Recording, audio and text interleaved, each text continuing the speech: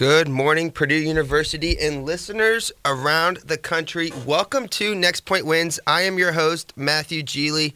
First episode of my senior year, Season 4 of Next Point Wins, starting right now. Man, time flies when you're having fun. And it was a long summer, and I am so excited to be back with all of you.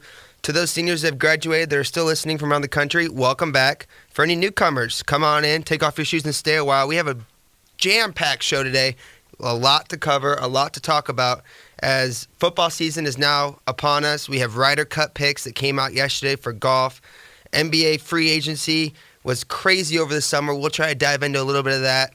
College football weekend number 1 did not disappoint. We'll have plenty of reaction, especially looking at Purdue's loss to Northwestern last Thursday night, and then a preview of their upcoming game this Saturday against Eastern Michigan. This is Next Point Wins, and boy, it's hard to know where to begin. Definitely missed all of you guys. Hopefully everybody had a great summer. Everybody doing their internships around campus here and traveling around the world. Hopefully it was relaxing and everybody's excited to be back on campus. There was a buzz around this campus all last week, and you can still feel it kind of trickling over into this week because Purdue football is back and led by Coach Braum. There's a lot of excitement behind this team. Now, week 1 didn't go as us Purdue students would have hoped. And we'll dive into why that happened and where I think this program's headed for the rest of the year in what was a very tough opening matchup against Northwestern, a really good Northwestern team. And we'll dissect all that. Plus, back by popular demand, of course it didn't get lost over the summer, unsportsmanlike conduct. We'll have some unsportsmanlike conducts coming up here in about a half an hour from now.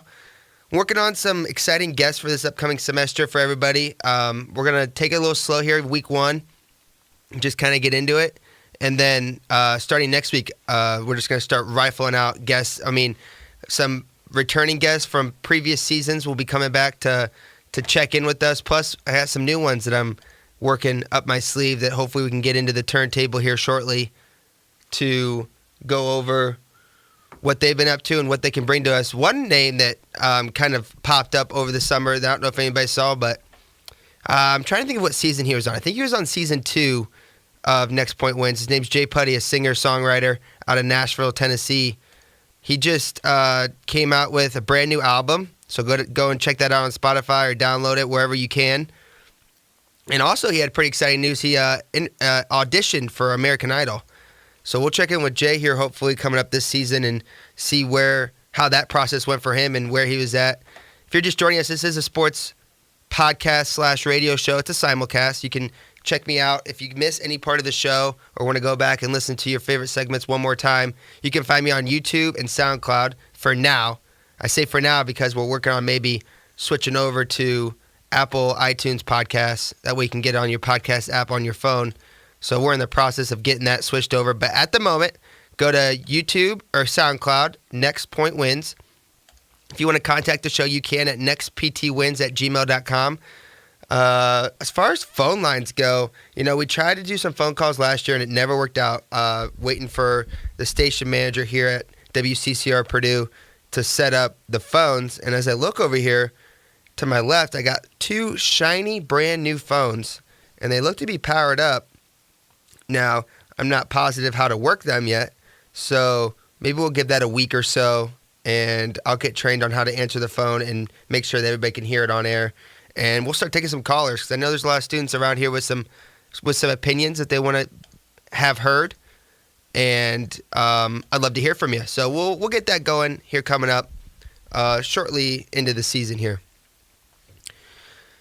Just to recap, so let's go college football first because I'm very fired up about a lot of things that happen in the college football world. And we're going to start with Purdue. So Northwestern beats Purdue 31-27 last Thursday night. It was a crazy, electric crowd at Ross-Ade.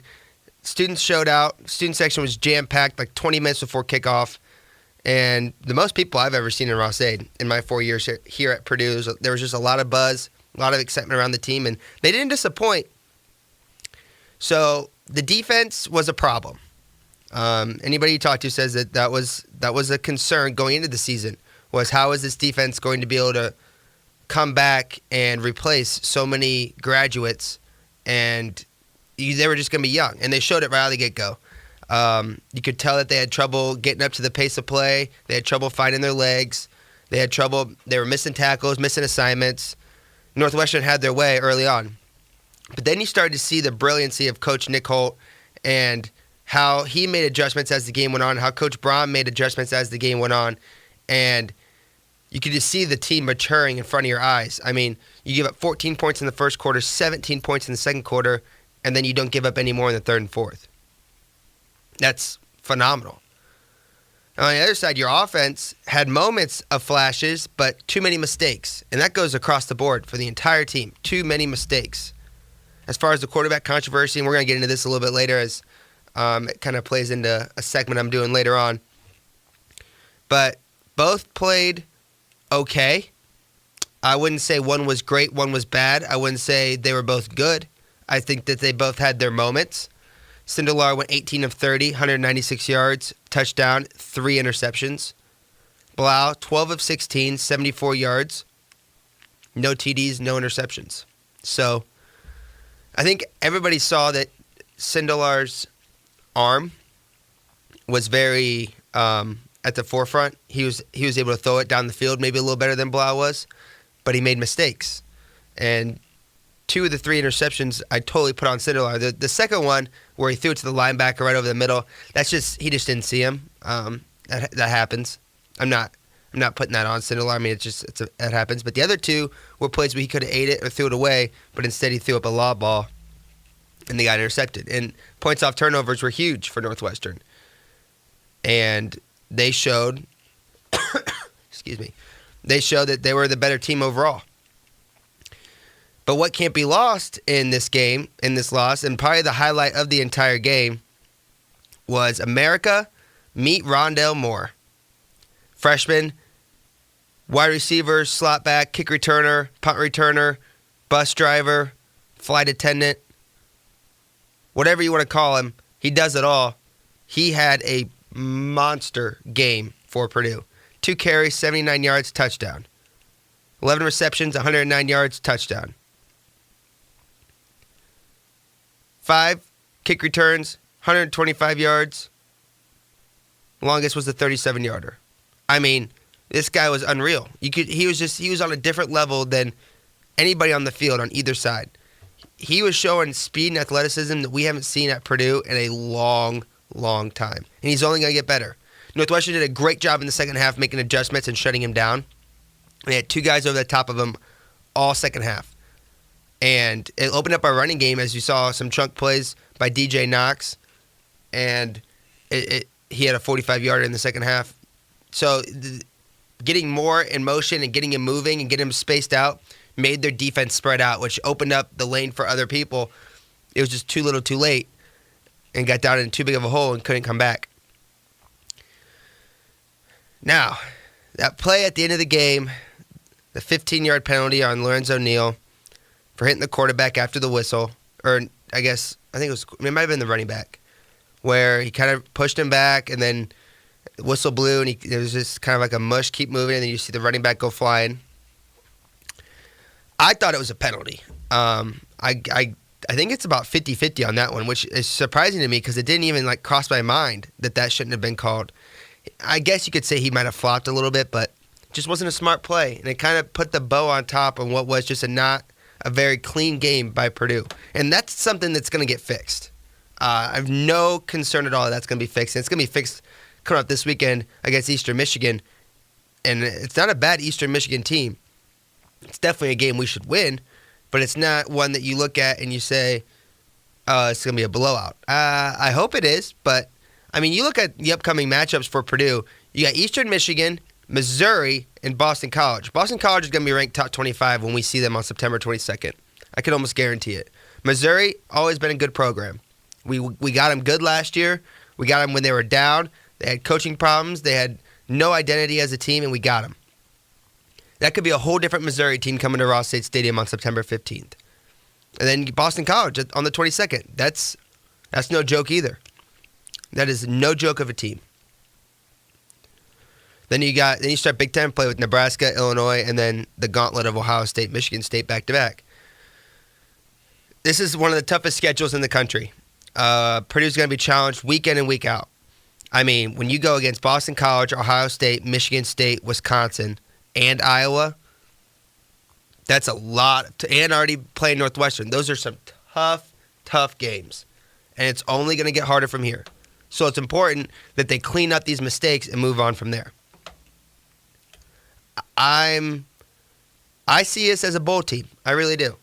It might be a 6-win bowl team. It might be a 7-win bowl team. But this team could definitely, if they can stay healthy and mature as the year goes on that defensive side, this is 100% could be a bowl team.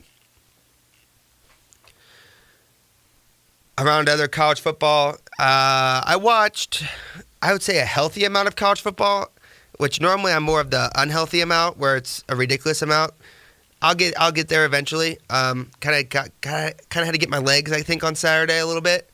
I watched all of the second half of Appalachian State, Penn State, because that was very intriguing to me. Appalachian State taking Penn State to overtime. And in that game, I don't know how many of you listeners out there were tuned in towards the end, but it got really dicey there, and I think a lot of the nation kind of tuned in to see what was going to happen. But Appalachian State had the ball. Penn State had just scored to tie it.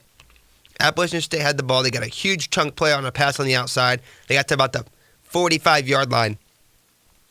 And then they ran a couple pass plays in a row that were incomplete, and it was 3rd down and 4 with about,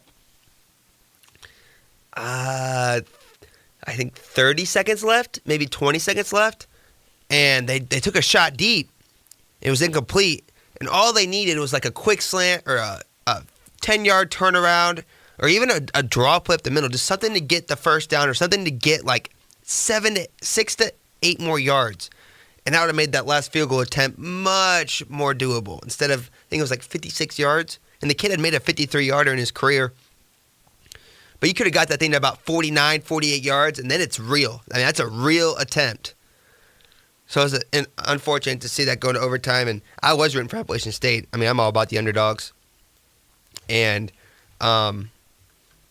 they took Penn State to the end. But Penn State did a good job kind of weathering the storm. This is the game that you look back on the end of the year and Penn State has 1 loss or no losses, and they're in the mix for the Final Four. And this game is completely forgotten.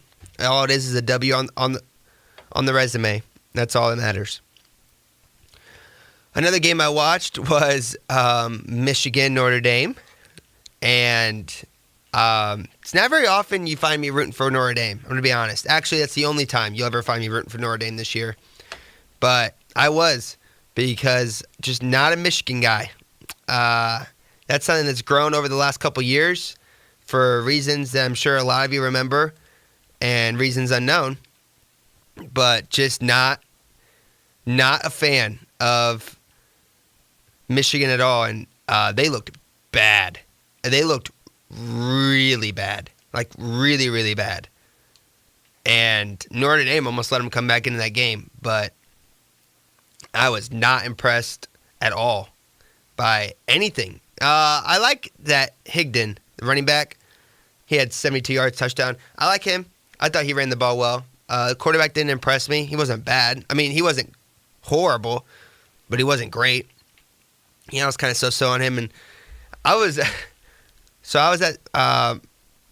my lake house this weekend watching all these games, and it's kind of up near South Bend, Michigan area. Not like close, but, kind of close. Anyways, my point is there's a lot of Notre Dame and Michigan fans up there. And I was talking to this guy coming out of the grocery store who was at the game the night before. So this was Sunday. I talked to him.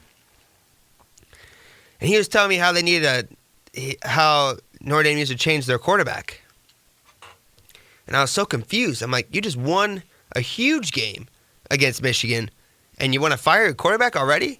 I mean, he was 12 of 22. He threw a pick, threw a touchdown. Thought he ran the ball well, 59 yards. He extended the plays. I thought he was fine. Like, I had no problem with that. I think they were lucky to have him in there. This guy was all up in arms about, it's just, no offense. Well, yeah, actually, offense. It's just a typical Notre Dame fan. It's never good enough, Now I'm reading all this stuff about how they're going to be favored in every game from here on out, and It's Final Four or bust, and just relax. All right, you won one game. Now I will say I do think their schedule's soft, and I think I've been in. I mean, how do I put this? Every big game it seems like they ever play, it's at home, or it's against a team it's a big game, but it's not really a big game. I hate how they're not in a conference. It drives me insane. It has since I can ever remember.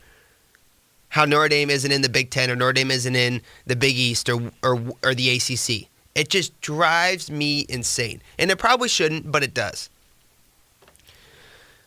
Looking at Notre Dame's schedule. And let's see if they really will be favored in every game. Of course, number 10, Stanford. That's on the 29th of September. That's a home game, though. Shocker. You go to Virginia Tech, which Virginia Tech just skyrocketed up in the rankings after beating the U. And, is that right? No. Did Virginia Tech play the U or did they play? See, I'm getting them all mixed up. Either Virginia Tech played Florida State or they played the U. Hold on. They played Florida State. Okay. Never mind. Anyways. So, that was a ranked win. So I don't think Virginia Tech is the 12th best team in the country. I think when October 6th comes around, I guess before, new thing I'm trying to do this year on the show, kind of bouncing around here, which that's nothing new. But new thing I'm trying to do is instead of just like running my mouth, I'm actually going to try to look things up before I just let them go. So, for instance, I was just here's my thought process and how I just learned. This is how I'm going to make this show better for all of you.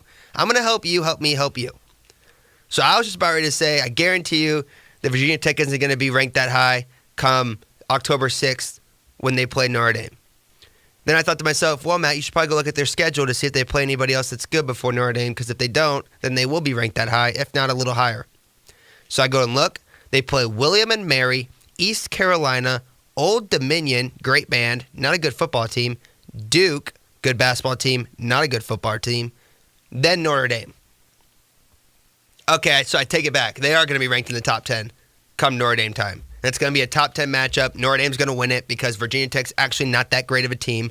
And we continue this narrative that it's playoff or bust, favorite every game. It's just driving me nuts all weekend. And this is why I don't root for Notre Dame anymore. They had their moment. I took them to a win over Michigan. I'm not rooting for Michigan at all year. Do they play IU? And that'd be a toss-up. In basketball, I'd root for Michigan, but in football, I wouldn't mind seeing IU beat them. Yeah, they do play IU. Yeah. Hopefully at that point in the season, they're both, irrelevant. It doesn't matter. But Notre Dame, you don't get any more love anywhere else. I hope you get waxed by Stanford. I hope you get pummeled by Virginia Tech, but you won't. Stanford would be interesting. That's a game in Notre Dame Stadium. That's just one of those where it's September 29th. So you beat up on Ball State. You beat up on Vanderbilt. You beat up on Wake Forest, which when we get back to playing a conference, we'll talk about weak games. And then you get Stanford. And it's you guys are really probably going to be around 6th, 7th, maybe 5th ranked in the country at that point, if you're lucky. Ooh, that'd be a great game for you guys to just lose. That'd be fun. Then you get Virginia Tech, so that's back-to-back ranked opponents. I do that with air quotes because it's Virginia Tech. I don't see it. Oh, and then we get back to the fun. Pitt, Navy. The whole Navy thing bothers me every year. Let's just carve out a Saturday in late October, early November, and just stick a cupcake game in there.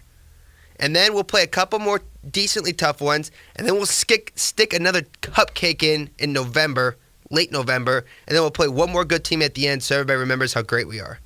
It never fails. Play in a conference. I get it. You got NBC. You got all the money. Money talks. Money runs everything. I get it. But Notre Dame fans quit coming at me with, our schedule is equally as tough as any conference schedules because we still schedule great. No, you don't. Okay? You do get Northwestern on November 3rd. I'll take Northwestern in that one. That's going to be one of those games where that's now the only Big Ten team left. That's kind of one where they have to win or else I'm going to hear it from every Notre Dame fan out there. I think Northwestern beats them. Then you got Florida State. That's another tough one. And then let's throw in another cupcake, Syracuse. And then you finish out with USC at USC. If none of us fails, we can always count on USC to just crush the hearts of the Irish. All right, I'm done talking about Notre Dame. I'm getting sick to my stomach. The U. Let's talk about teams that are bad. The U. Bad, bad, bad, bad, bad. Really bad. And I predicted that one. I thought that last year wasn't a fluke. I wouldn't call it a fluke, but last year they won a lot of close games. You know, that whole turnover chain thing, like they were exciting to watch. They were overrated is what I'm trying to get at here. And they came out and they played bad football against LSU. Horrible. Not good at all. And then you see like the skirmish before the game, hour before kickoff. Both teams are pushing and shoving like it's a baseball game in a baseball brawl. It was just scripted to be the U. And then they come out and just get absolutely pummeled. Speaking of teams with easy schedules, man, I guess ACC's kind of down this year. Virginia Tech's still there. Florida State will be fine. They lost to Virginia Tech, but it was a decent game. North Carolina's nothing this year. Virginia's nothing. Boston College is a good team. Talked about Duke already. Pittsburgh, interesting. They got Penn State this weekend. Kind of looking forward to see that one.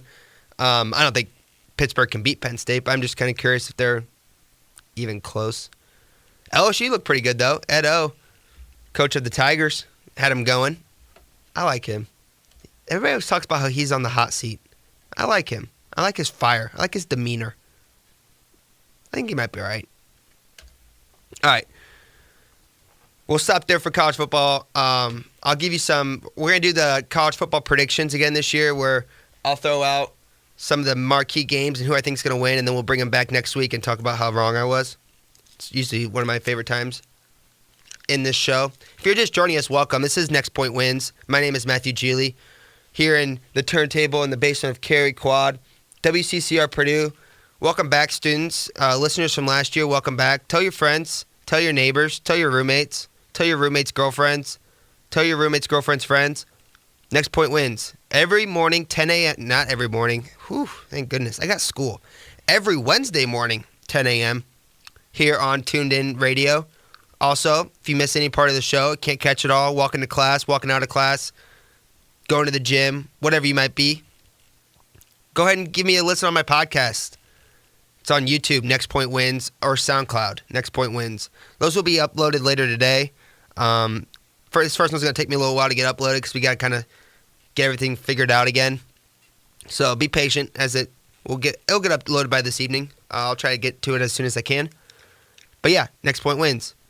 My name is Matthew Julie. If you want to contact the show, you can do that. nextptwins@gmail.com. That's where you will be able to let me know how you feel about the show. If you missed the top of the hour, I talked about Purdue football and other football across the country. Also, we got some NFL news, and you want to talk about a kid waking up on Christmas morning? Well, I woke up Saturday morning, and I had a little bit of like butterflies in my stomach and a big old smile on my face because my Chicago Bears traded for Khalil Mack, one of the best players in the NFL. The whole deal is interesting to me, and I'm excited. Excuse me, but there's still some reason to be concerned because none of this works. Yes, he definitely fits a need. We signed him up 6 years.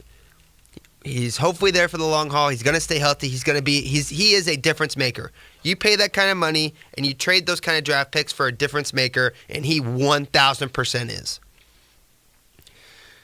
The reason why I'm scared, because this doesn't work, and this, along with a bunch of other moves, sets you back 4, 5, 6 years and puts you right back where you were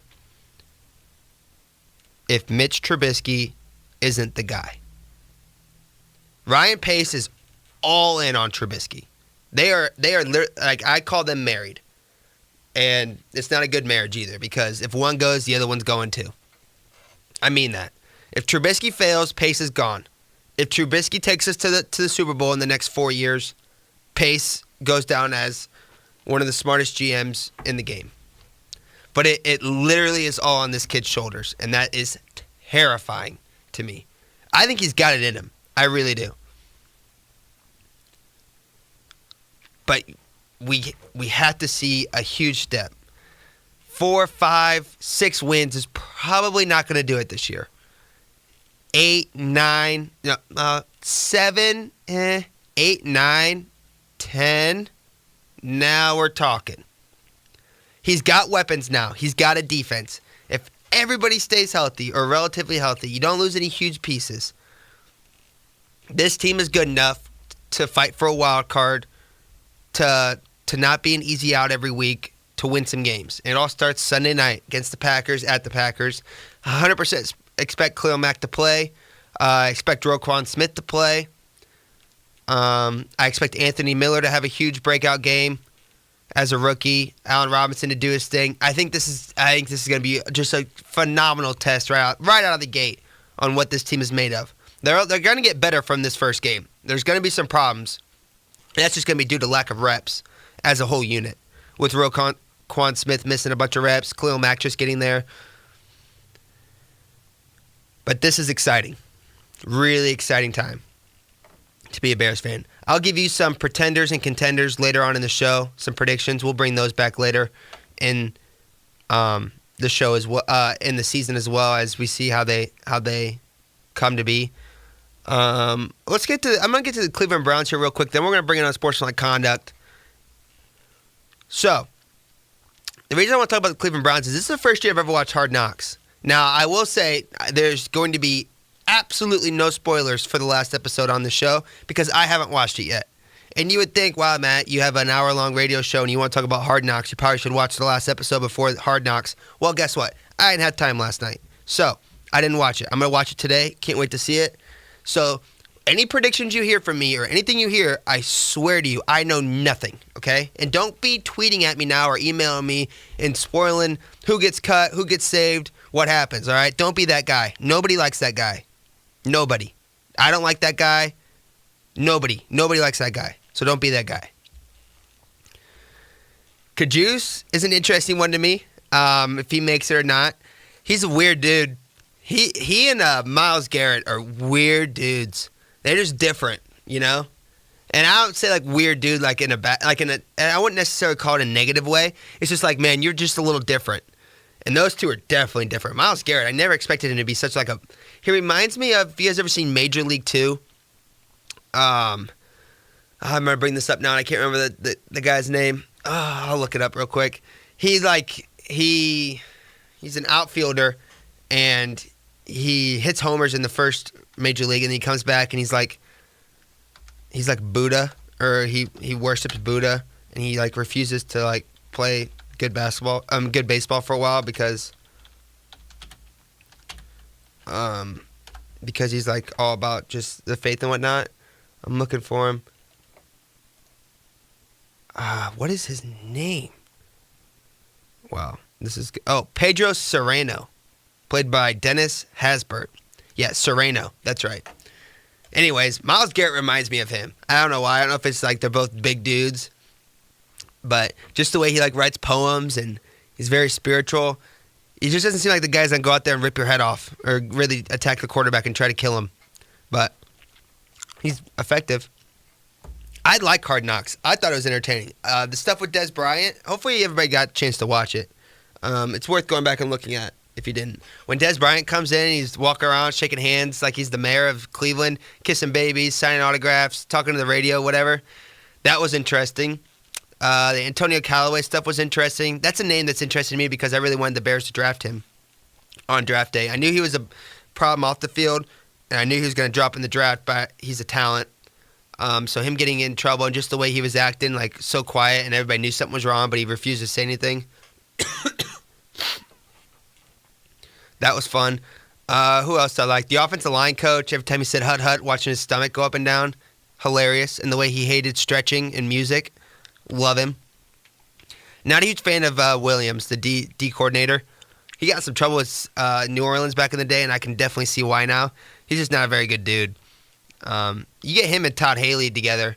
That's an interesting little locker room that Coach Jackson has to kind of referee, you would say, because I wouldn't call him a very nice guy, and Haley's a little different too, just the way yelling about staying off the quarterback, and then Williams yelling back, "You gotta block him." Da da da.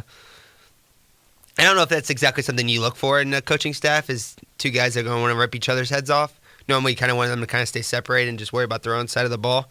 But those two definitely have some ego and are not afraid to mix it up. So I'm excited to watch the last episode with Josh Gordon back, kind of hearing him talk. I don't know how that goes. I don't see Baker Mayfield playing this year unless Tyrod gets hurt, and I think that's fine. I think that's the way it should be. It's just announced Sam Darnold's going to be the starting quarterback for the Jets. He's the only rookie who's going to get the start out of week 1. I fully expect we see Rosen with Arizona and Allen with Buffalo before the year's over. But quarterbacks like Lamar Jackson in Baltimore, Baker Mayfield, I don't see either one of them starting any games this year unless barring an injury by Flacco or Tyrod. Okay. I can't wait any longer. We got unsportsmanlike conduct, and it's a good one. They're all good, always. And I was lucky enough to have one of them tweeted in at me over the summer, or it was like last week. So we got that one. I'm just trying to cue up the music here as I waste time. We're a little sloppy here week 1. You gotta give me a minute to get back in it. Also, dealing with a little bit of a cold. I think it's allergies, but the voice isn't what it used to be. I called a high school football game Friday night and then went to the lake, and my allergies flared up. So we're fighting a little bit, and of course I didn't bring any water because that just would be smart, and that's just not who I am. I got cough drops though, so you gotta play hurt though. No excuses here. That's not what we're about. You gotta play hurt, but we're definitely playing through some stuff. Every day's a Super Bowl though. Excited to be here. Here's unsportsmanlike conduct. And now, an unsportsmanlike conduct. Personal foul, number 15, unsportsmanlike conduct. That's a horrible call! You might be thinking, wow, he's still using that audio from like the very first season. That's the very first thing I ever recorded for this show, was that audio. And yeah, we're still using it because it's got character now. Now it's matured. People live for that stuff. All right, unsportsmanlike conduct. First up, and this one, how do I explain this? Well, first, it's important to know that it comes from Dirty Randy. Dirty Randy, friend of the show. If you're new to the show, you'll be hearing about him a lot throughout the year, as he's a very big contributor to Next Point Wins. He sent me something. Oh, now my computer's struggling. He sent me something a little while ago. You would think that I would have pulled it up beforehand. Oh, there we go. Boom. It was a boxing fight that happened, and it was between Curtis Harper and somebody else. But Curtis Harper, he wanted to make a statement because he felt he wasn't getting paid enough for the bout. So he walks out there, they touch gloves, and he just walks off the mat. Quick fashion, and Curtis Harper has walked out of the ring. Here, I'll play that again. Sorry, my volume is down. Here we go. Two opponents in quick fashion, and Curtis Harper has walked out of the ring. Wait, what? I cannot believe this. I've never seen this before. He walked out of the ring. He's not fighting this He guy. walked out of the ring. I've never seen this before in my life. Wow. Curtis Harper has And the walked fans here in out of the Minnesota ring. are really upset right now because well, if looks could have painted a picture, it was a portrait of destruction anyway, so he probably saw that same portrait. Curtis Harper is on his way to the dressing room and is walking out of the ring. So I would I've say never that is seen forfeit. this. They forfeited. All right. So there's a few things that we just got to dissect here because this is hysterical. First and foremost, you have to fight to get paid. So he protests not getting paid by not fighting, and by not fighting, he doesn't get paid for the protested paid fight. Paid. Whew. So, not your greatest move. Not exactly smart. Probably should have at least went out there and you could have laid down or something to make the fight official. Like, the fight hadn't started, so it just is like it doesn't happen. So he just lost a check. So if you're trying to make ends meet or whatnot, and second, and it's a very important point, as you hear the two announcers saying the fans are booing, they want to see a fight. They showed him walking off the mat. I might have saw 6 people in the stands, maybe 7. So I don't think this guy is like all world. Actually, I know he's not all world because I don't know who he is. And if he was anybody, there would be at least 100 people in the crowd. And I'm not exaggerating when I saw maybe 7 people. Like, the booing you heard was like one drunk guy right next to the mic booing at him. He probably didn't even know why he was there. I guarantee you he didn't pay for his ticket. I guarantee you none of them paid for their ticket. That's another thing. You got to be good to put people in the seats. And if you put people in the seats, they pay tickets to come watch you fight. And if they pay tickets to come watch you fight, you get more money for fighting. I know, right? It's a crazy concept. But it's the same way in every sport, in every music concert, in every ticketed event on the planet. In order to make money, you have to be good enough to people to want to see you and spend money to see you.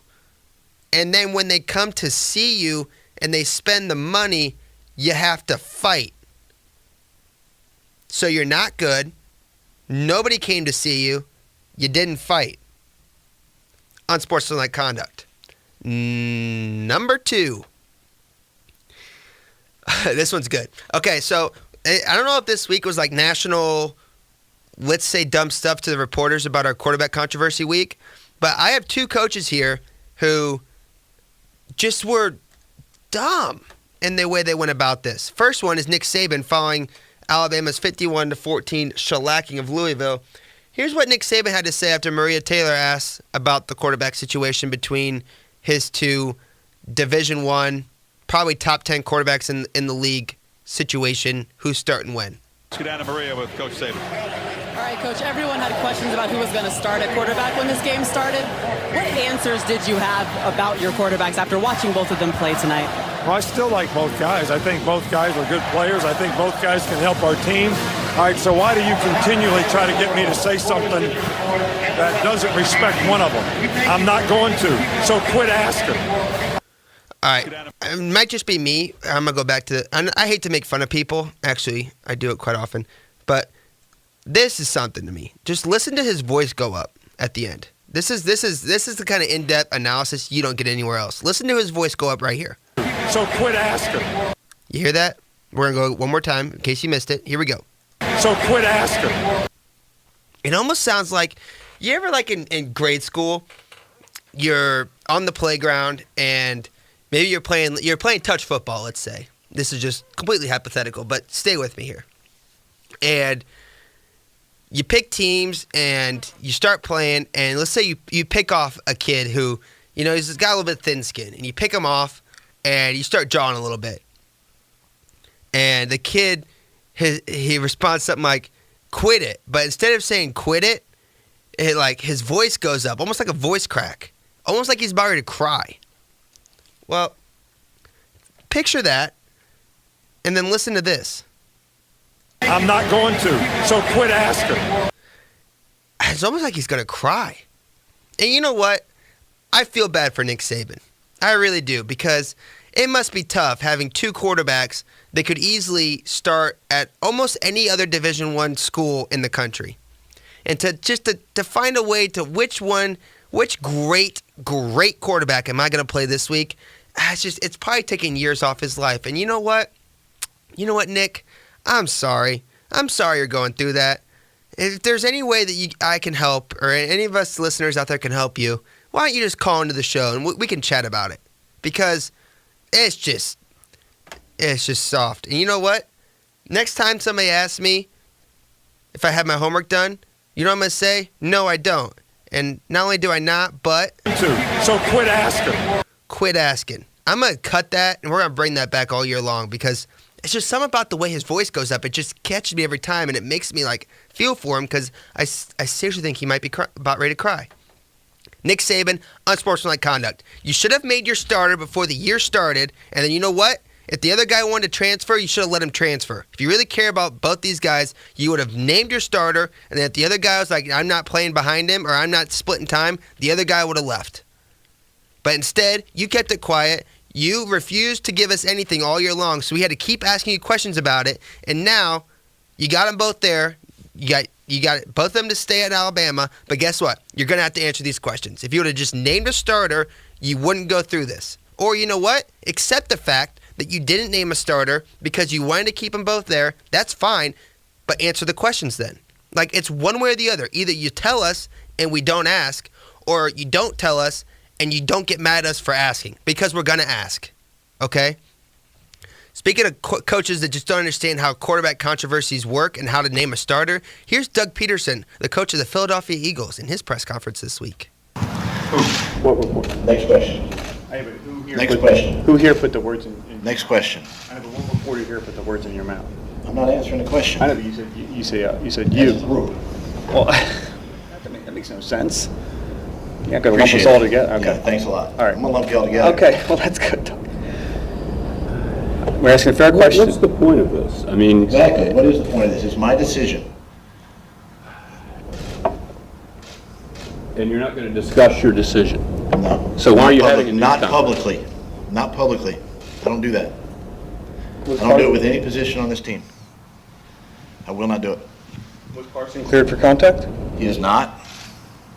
He has not been Not cleared yet. for contact. Okay. Not yet. So background for anybody who's not really up to speed on this situation. You got Carson Wentz, who was looking like he was going to be all that last year. He goes down, tears his ACL, and you have Nick Foles comes in, wins the Super Bowl MVP, both still on the roster. Carson Wentz is yet to be cleared for contact. You see him walking out there, he looks like Iron Man. He's got bandages and wraps all over his body. And everybody and their mother knows that Nick Foles is going to be the starter Thursday night against Atlanta, except for Doug Peterson, who just refuses to say it. Now, that's fine. There's a competitive advantage to not saying who your quarterback's going to be. I get that. Makes sense. I understand. But you can't get mad when the people ask the questions about it. That's the only thing with this Eagles team that's anywhere near interesting at the moment. And I don't think they're a very good team right now. They're all banged up. They're hurt. The roster changed a lot. I fully expect Atlanta to whoop them tomorrow night. I really do. No matter who's quarterback. It's going to be Foles. Wentz is not ready. He's not. He's not cleared for contact. He's not playing. Okay? If Carson Wentz plays at all Thursday night, I will be beyond shocked. Then you don't want to say Nick Foles is a starter. That's fine. But you can't get so mad when people ask about it. It's the same thing. And you know what? Just because somebody asks doesn't mean that you can just put them, you can't group everybody together. And the one reporter who I love, he's like, "You're not going to explain it?" And Peterson goes, "No, I'm not." And then he goes, "Then why are we here? Why are we having a press conference?" It's true. If you don't want to say anything, don't hold a press conference. Why does he hold the press conference? Because he doesn't want to get fined. Well, guess what? If you're going to stand up there like a man in the face of your team and your team's general, you're going to answer the tough questions. That way, Carson Wentz and Nick Foles and other people on the team don't have to. Or you can hide, complain, and whine about it and just spark up more controversy. He could have easily said, "Yeah, Carson Wentz isn't cleared for practice yet. Got to sit down with both guys. I'm confident with either one being in there, and we'll make our decision before the game Thursday." That's all. Was that hard? I just made that up on the spot, and that would have been fine. Unbelievable. 1-2. So quit asking. Quit asking. Unsportsmanlike conduct, Doug Peterson. You might be thinking to yourself, "Well, Matt, I don't think any coach out there really knows how to do this. I don't think anyone really understands how to avoid unsportsmanlike conduct and be just a normal coach about it." And to that I say you're wrong. Because guess what? There's another coach in the nation who is dealing with two quarterbacks, and he, believe it or not, knows how to answer a question about which one's going to play. Here's Coach Braum of the Purdue Boilermakers on Monday talking about his two quarterbacks. As you review their performance, what comes to mind? Well, you know what? I'm disappointed, and Elijah's disappointed. Who starts it towards the end? Hold on, pause. Went too far. Hold on. Hold on. There we go. Ready? Here's Coach Brom. What's your plan for the quarterbacks this week? Well, I think as of right now, both quarterbacks are going to play in the game. I can tell you that for sure. And then we'll decide who starts it towards the end of the week. But both quarterbacks will play and play meaningful minutes. Whoa. Wow. That's phenomenal, Coach. Really well done. Well said. It's not that hard. That's somebody who sits in front of the media, who gives an honest answer, who tells it how it is, who keeps an even-tempered mindset, and just moves on afterwards. If I'm Saban and Peterson, I'm playing this video over and over again. And you know what? First thing I'll say to Coach Saban is, Coach Saban, do you see Coach Brom and the way he talked about his two quarterbacks? And Saban's probably going to get upset about it. He's probably going to be like, no, I didn't. He's probably going to tell me to quit asking. But I'm not going to quit asking because it's true. And it's something that they both need to understand how to do. And Coach Brom, just a textbook answer. And then guess what? They moved on. The reporters moved on. This didn't make national news. This didn't blow up everywhere. No, because you know why? He just gave an honest answer, and he just called it how it was. That exact answer could have been used for Coach Saban. Exactly the same. Two healthy quarterbacks, both going to play, confident with either one. That's it. Done. Book it. Unsportsmanlike conduct, Saban, Peterson. Hey, Coach Brom, you're the man. Last unsportsmanlike conduct for the show comes to us from Braylon Edwards. Edwards, a personality on Big Ten Network, had some not very nice things to say about Michigan over the weekend on Saturday night. He then since apologized, but I can't read his tweets, unfortunately, because, well, we're on the radio, and this is a kid-friendly show. But he pretty much talked about them being soft, and Shea Patterson, their quarterback, being scared, and blank Michigan offense, so predictable. Michigan football is sadly one thing, ... trash. Pretty called an offensive lineman weak. He fired out. He's been suspended by Big Ten Network for a while for those tweets, and he since apologized, which I guess I'm not a huge apologize guy on social media. I don't get it. If you're going to sit down, scribe a tweet, send multiple in a row about a topic, I don't think you're sorry. Like, you might be sorry that it blew up into something and it made your company look bad, but like what you said was how you feel. Like there's no denying that. And he might have been fired up, or he might have been, who knows? You can't speculate on what state he was in, but you meant it. So you can apologize, but you still meant it. So not really sure how far the apology goes in this situation. All right. Unsportsmanlike conduct. Send me yours for next week. Back and better than ever. We'll keep it rolling all season long. Unsportsmanlike conduct.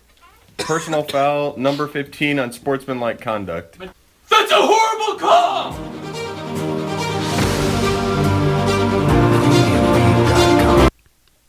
Unsportsmanlike conduct. All right, we got to get some predictions here before the show ends. Once again, if you missed anything, go to YouTube, SoundCloud, Next Point Wins. Catch up on anything you've missed. It's good to be back. Fun year ahead of us. Let's get my picks in for the week and get my which teams are for real and which teams are pretenders coming up this NFL season. So college football picks of the week. First up, Stanford is going to beat USC. Probably one of the best matchups of the weekend. I'll take Stanford over USC in a close game. Very, very, very close game. Wink, wink, nudge, nudge. For entertainment purposes only. Purdue over Eastern Michigan. Not even close. Boilermakers take care of business and move on.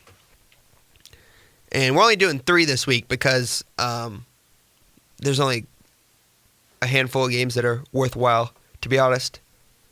Last but not least, I will take Oklahoma over UCLA. And that one will not be close. Oklahoma's going to beat them by 35. At least 35. Chip Kelly, in his first game with UCLA last week, did not look good. That's not a great UCLA team, but they just did not look good at all. Oklahoma on the other side, their quarterback is the real deal. That guy is good. Kyler Murray could have went and got millions of dollars and played baseball. He stayed at Oklahoma, and I see why, QB1. You're definitely going to want to play this whole year. Probably going to be up for the Heisman or near it, and then he can go make millions in the MLB if he wants. But he's legit. That's a good football player, and it's a good team, too. So those are my 3 picks for the weekend. Now, which teams are for real and which teams are pretenders? First up,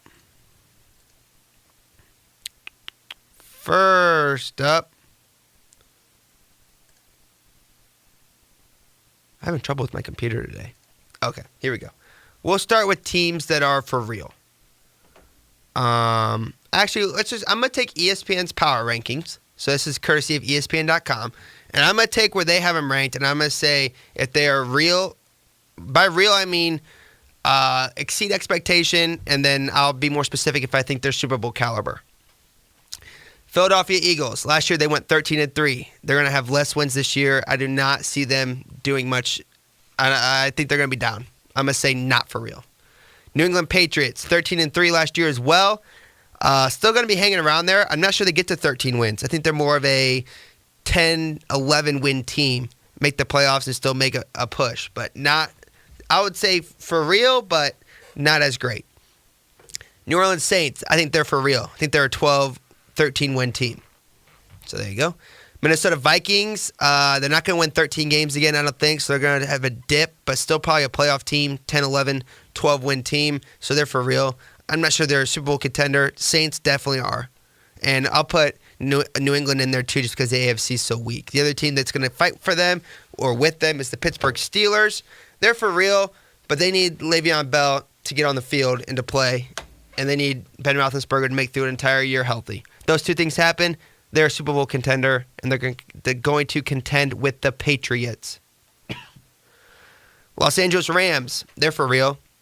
They won 11 games last year. They're more of a 12, 13 win team this year, I think. That's a good team. Jacksonville Jaguars, 10-6 last year. They can probably stick around there.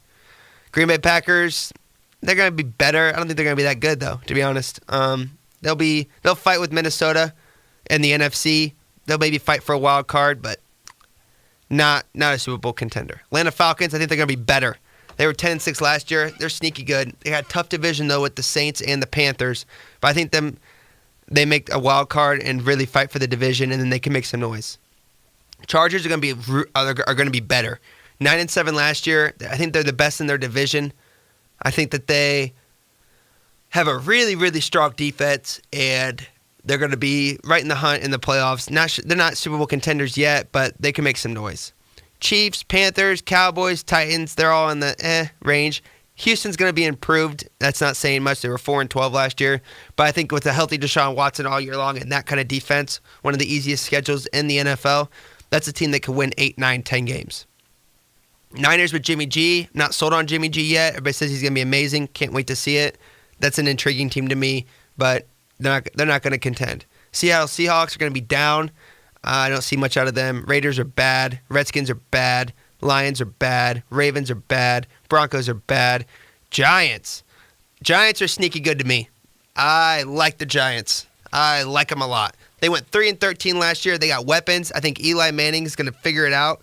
I see the Giants contending with the Eagles to win that division in the NFC and possibly making the playoffs. Yeah, that's scorching hot. Cardinals, bad. Buccaneers, bad. Bears, love them. Bengals, bad. Bills, bad. Colts, improved. I think Andrew Luck's actually going to do all right. I think that's a 7-8 win team. Jets, bad. Except for Sam Darnold.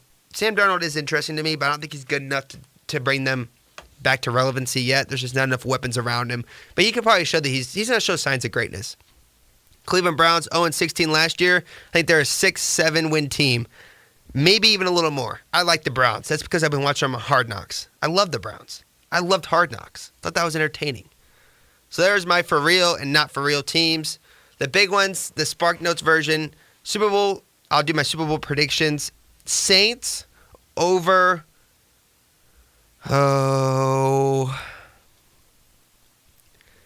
Saints over, I want to do it, Pittsburgh. Get on the field, Le'Veon Bell. Saints over Pittsburgh. Saints are your Super Bowl champions.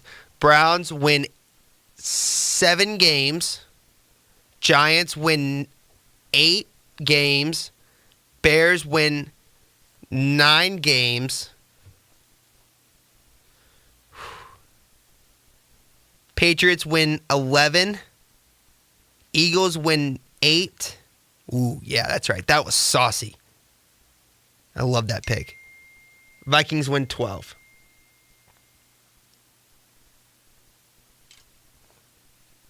Those are my NFL picks for the year. We'll come back to them later on in the season, and we'll keep an eye on them as the year goes on. Everybody enjoy the weekend. Enjoy college football. Enjoy the NFL season starting Thursday night. You can find me. I got soccer Thursday. Come out to Folk Field, watch this women's soccer team. They've been very entertaining this year. Upset a couple teams, and they're playing tough. So we got soccer Thursday night, and then after that, you can probably find me at the local Harry's Chocolate Shop watching the NFL game. Friday, nothing. Saturday, we got college football, Purdue, noon, Eastern Michigan, be there. Sunday, we're back on Folk Field for Purdue soccer. Wow, spaced that one. And then Sunday night, Bears game. You can probably find me around somewhere there. All right, enjoy the weekend, enjoy football, enjoy everything. See you next week. This has been Next Point Wins.